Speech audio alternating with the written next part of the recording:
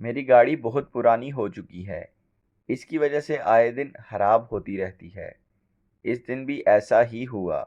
گاڑی خراب تھی، اس لیے مجھے جیسے ہی تنخواہ ملی میں گاڑی کو اپنے مکینک کے پاس لے گیا۔ مہنگائی اتنی ہے کہ بہت دیکھ بھال کر خرچ کرنا پڑتا ہے۔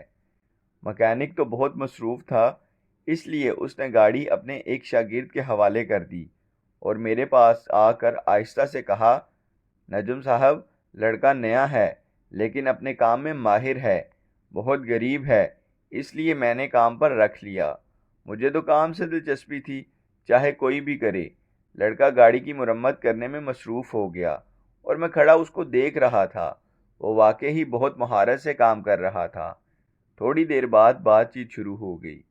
وہ غریب تھا، ماں گھروں میں کام کرتی تھی، باپ بیچارہ فالج کا شکار تھا اور کوئی کام نہیں کر سکتا تھا۔ ایک بہن تھی جس کی شادی کرنا تھی، اس کی شادی کے لیے پیسے بھی جمع کرنے تھے۔ میں اس کی باتیں سنتا رہا اور اس پر ترس کھاتا رہا۔ اچانک آواز آئی، اللہ کے نام پر کچھ دے دے بیٹا۔ دیکھا تو ایک فقیرنی تھی جس کا ایک ہاتھ بھی کٹا ہوا تھا۔ میں نے اپنا پرس نکالا، 10 روپے کا نوٹ تلاش کیا لیکن نہیں ملا، نہ میرے پاس سکے تھے۔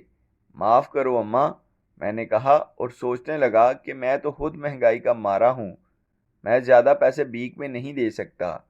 فقیرنی اداس ہو کر آگے بڑھ گئی۔ مکینک لڑکے نے جب اسے جاتا دیکھا تو آواز دے کر روکا، اماں رکو۔ فقیرنی ٹھہر گئی اور لڑکے نے جلدی سے اپنی جیب سے 50 روپے کا نوٹ نکال کر فقیرنی کے حوالے کر دیا۔ فقیرنی خوش ہو گئی اور اس کو دعا دیتی ہوئی وہاں سے چلی گئی۔ میں اس غریب مکینک لڑکے کو حیرت سے دیکھنے لگا۔ 50 روپے کا نوٹ، 50 کا نوٹ تو میرے پرس میں بھی تھا، لیکن میں نے فقیرنی کو نہیں دیا۔ وہ غریب مکینک لڑکا بہت صحیح نکلا۔ غریب ہونے کے باوجود اس نے بوڑھی فقیرنی کی مدد کی۔ صاحب، بیچاری بوڑھی ہے، ایک ہاتھ بھی نہیں ہے، اس عمر میں کوئی کام بھی نہیں کر سکتی۔